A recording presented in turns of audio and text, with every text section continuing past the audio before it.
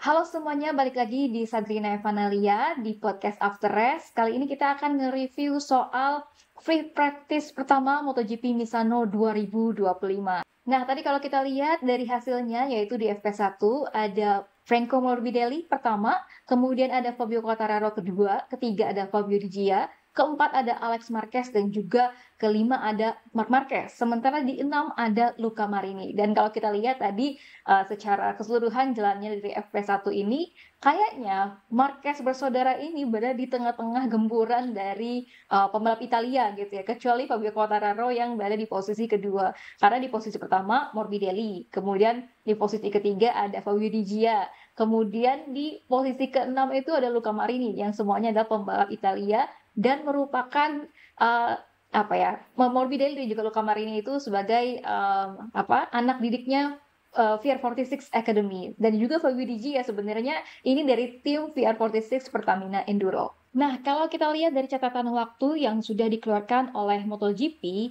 Franco Morbidelli dari Pertamina Enduro VR46 Racing Team ini mencapai posisi pertama gitu ya di FP1, dan waktunya mencatatkan waktu 1 menit 31,342 detik. Dan di sini ada Fabio Quartararo dari Yamaha, ini 1 menit 31,5 detik, atau gapnya ini jaraknya 0,24 detik gitu. Sementara untuk Fabio Di Gia di tempat ketiga, yaitu waktunya 1 menit 31,5 detik, ini juga hampir sama gitu sama Fabio Quartararo, tapi gapnya ini 0,25 detik. Sementara untuk Alex Marquez ini gapnya 0,258 detik, dan juga Marc Marquez di posisi kelima ini ada 0,269 detik. Dan tadi kalau kita lihat memang di sesi awal-awal ya, Marc Marquez dan juga Alex Marquez itu sempat mencatatkan waktu tercepat mereka. Tapi kemudian ada Fabio Di Gia, ada Fabio Quartararo, kemudian juga sampai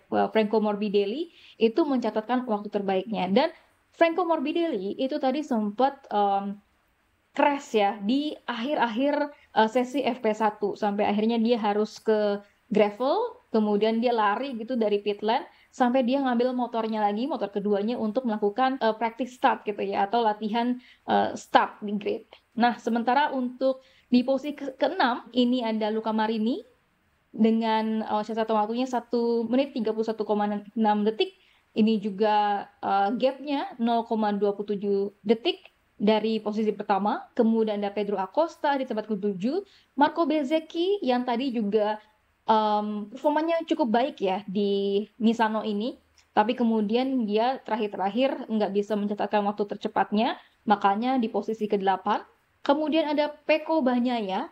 Ini Pecco Bagnaia masih struggling ya kayaknya di Misano ini, meskipun Misano merupakan sirkuit yang spesial buat Pecco Bagnaia karena sirkuit ini juga sirkuit latihannya Pecco Bagnaia gitu. Dan catatan waktunya ini lumayan ya, gapnya 0,58 detik dari posisi pertama dari Franco Morbidelli gitu. Sementara untuk Joan Mir ini di posisi ke-12, Jack Miller ke-13, Miguel Oliveira ke-14, Enea Bastianini ke-15, Aldeguer 16, kemudian juga Maverick Vinales 17, Alex Rins 18, Ayo Gura ya di 19.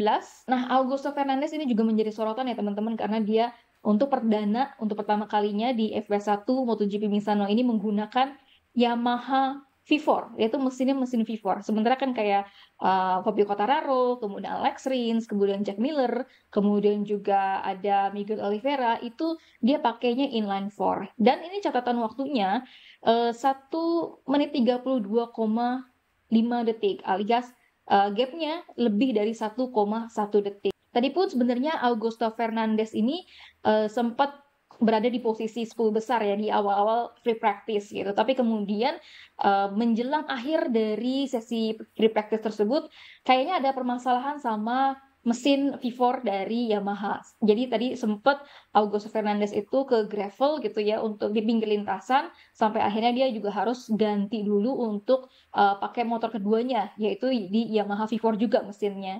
Tapi ya udah akhirnya sampai dia terakhir Mencatatkan waktu hanya bisa di 21, tapi ini belum ada pernyataan resmi ya teman-teman terkait, apa yang terjadi sama Augusto Fernandes, dengan kayak sensasi, kemudian apa yang menyebabkan tadi ada masalah teknis gitu ya dari, Yamaha V4-nya dan lain-lainnya itu nanti akan kita bahas di sesi berikutnya, karena masih menunggu apa pernyataan dari Augusto Fernandes terkait dengan, Yamaha V4 ini untuk pertama kalinya di FP1 MotoGP Misano 2025. Nah, kita juga lihat bagaimana data klasifikasi yang sudah diunggah sama, MotoGP gitu ya. Ini data analitiknya. Yang pertama tadi, Franco Morbidelli, ini top speed-nya 29,8,3 kilometer per jam ya teman-teman. Kemudian juga ada Fabio Quartararo, ini top speed-nya 265. Tapi sebenarnya yang paling kencang juga ini ada Fabio De Gia 300,8 gitu ya. Di sini 300,8 kilometer per jam. Alex Marquez ini 297,5 dan juga ini Marc Marquez ya, Marc Marquez di 300,8 dan juga Luca Marini, top speed-nya itu 302,5. Jadi tadi kalau kita lihat memang ada beberapa para pembalap yang cukup, kenceng gitu ya dibandingin dengan Franco Morbidelli maupun Fabio Quartararo, itu ada Marc Marquez, kemudian ada Luca Marini, kemudian juga ada, Pedro Acosta, ini Marco Bezzecchi juga kencang ya di 300, kilometer per jam. Ada Jorge Martin dan juga, Pecco Bagnaia sampai Juan Mir ini juga mencatatkan, waktu atau mencatatkan top speed-nya ya 300 kilometer per jam.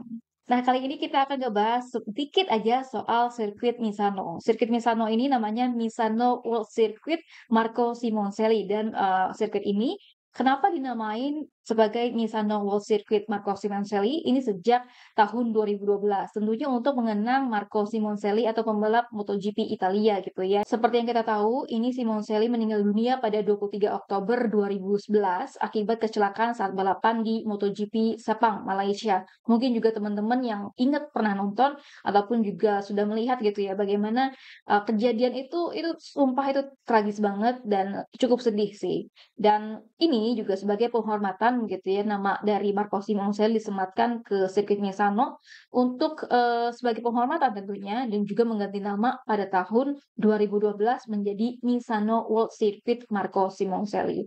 Dan sirkuit Misano ini dibangun pada tahun 1972 dan kembali ke kalender MotoGP sejak tahun 2007. Untuk spesifikasinya teman-teman, sirkuit dari Misano ini panjangnya 4,23 kilometer dan juga lebarnya yaitu 12 meter.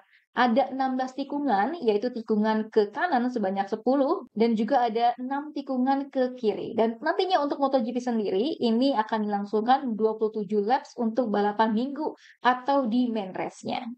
Nah, segitu dulu untuk review kali ini, teman-teman. Jangan lupa nanti juga akan gue buatin review dari sesi praktis MotoGP Misano 2025. Teman-teman, kalau misalkan ada informasi tambahan atau mau ditambahin gitu ya, kemudian juga kita mau berdiskusi, boleh banget diskusi di kolom komentar. Jadi segini dulu untuk video kali ini. Bye-bye semuanya.